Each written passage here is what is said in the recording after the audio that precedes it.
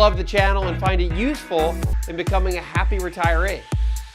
Subscribe today. I'm going to break down the odds of the Trump impeachment.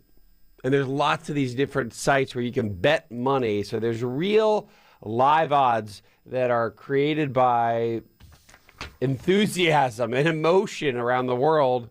And you can bet on this stuff. So we're going to break down the odds of at least what the betting odds are, where people are actually placing real, solid financial stakes on political outcomes. And there are many different places to do so. That gives the market, to some extent, a barometer of where we're headed or what real probabilities are, because there's real capital stake. There is a real capital stake on these bets. So we're going to talk about the odds of the Trump impeachment. And then, of course, there's odds for Trump finishing a 4 full-year term. And there's numbers behind all of these to give us an indication, at least what the public or the masses really, the collective masses, think we're headed in Washington. So there's an awful lot to talk about today. We're also going to talk about really policy. So I want to talk about the policy that we could see coming out of Washington. Of course, as a follow-up to all of this talk about impeachment, the invocation of the 25th Amendment that has to do with the removal of a president because of his cabinet thinks he's no longer fit. And these are the words that are swirling around the world that we live in, and it's piqued everyone's attention, and we have to understand the numbers behind all of this, and of course, how it impacts your wallet, how it impacts the economy, and what Washington is doing to Wall Street, all the flood and the swirl of news here on Money Matters on a Sunday morning, and we have time to talk about it today. So, again, the market finally wakes up to the drama in Washington, D.C. The allegations, of course, we've heard about it over and over in the last week. Trump supposedly, these are allegations, Trump tried to get the former FBI director to drop a probe into Michael Flynn. He's the former national security director. Supposedly the conversation where Trump said, hey, buddy, can you just drop all this? Can you drop the investigation into Flynn? That brought up the I word. And the betting odds for impeachment have just absolutely soared this week. And as those betting odds went through the roof, the market went the other direction. If you look at a chart that tracks the betting odds for impeachment, they lingered in the 4 to 5 to 6% range, so very low probability.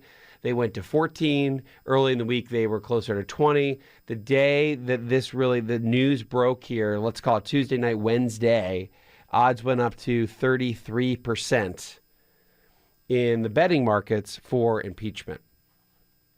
Today, it looks to me, and then this is as of last night, those betting odds were around 20%.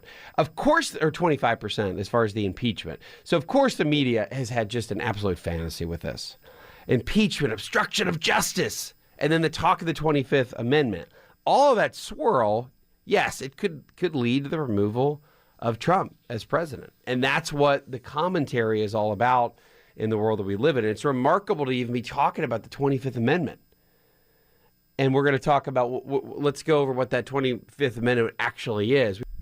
Of course, this week, Washington woke up to, or at least Wall Street woke up to the drama that we've seen in Washington. So Dow down 372 points on Wednesday. The S&P dropped almost 2%. All of this surrounding the Trump alleged conversation with James Comey.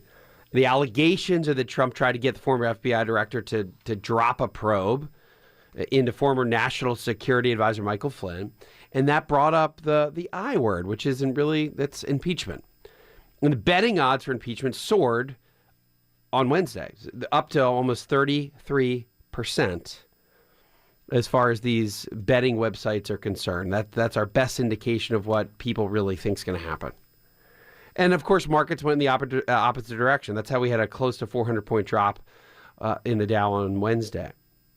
The media is excited about this, of course, particularly there's fantasy around this.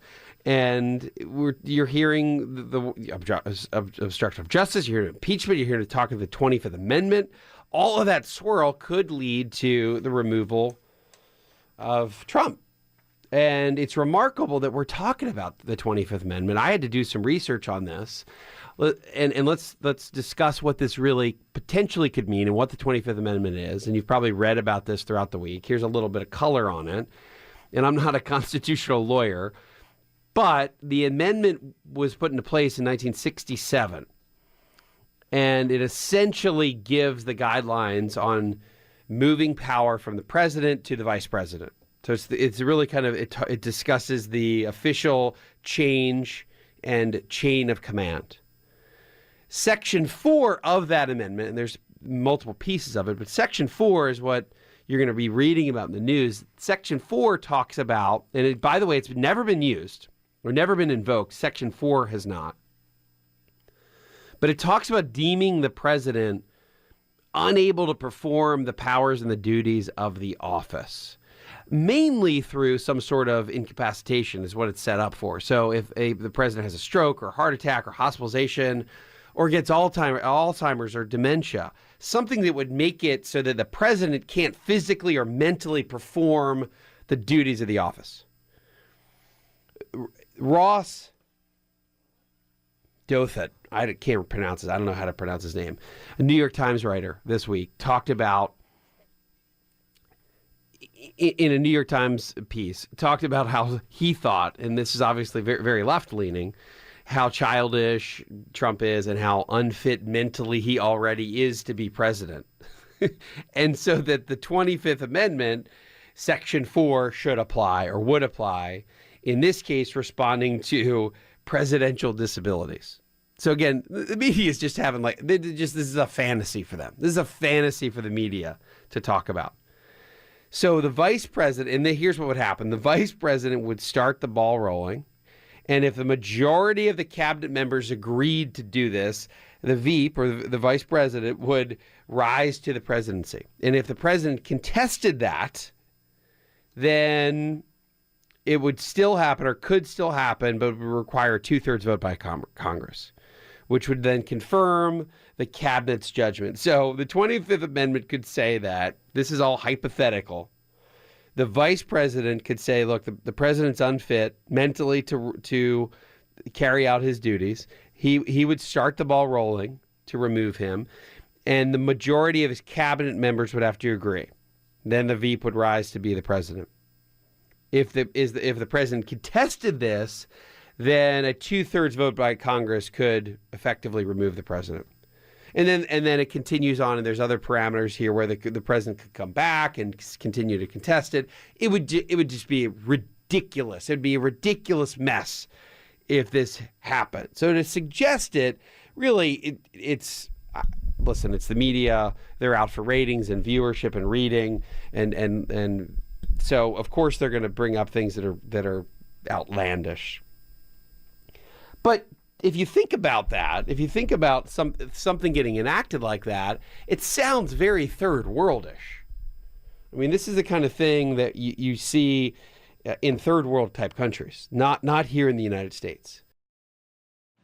Hi, I'm Wes Moss, and thanks for taking a minute to hear about what's so different about my new book, You Can Retire Sooner Than You Think. So unlike other retirement books, this book will give you a step-by-step guide, whether you're in your 20s or 30s or 40s or 50s, to learn from what these successful and happy retirees did to get there. I hope you enjoy the book, but more importantly, I know that it'll help you retire sooner than you think.